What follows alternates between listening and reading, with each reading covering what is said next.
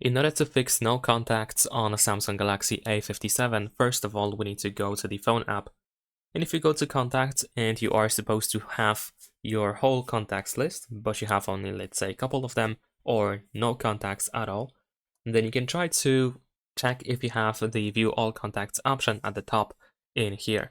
So if you don't see that upper section, you might want to swipe down and then see if you have view all contacts, or you can tap on the three dots and that are located here on the right side or in the upper right side, and then you can choose view by storage location and you can switch to all contacts. Besides that, what you can also do is you can tap on these three dots again, and then you want to choose contact settings, and here we should be able to import contacts.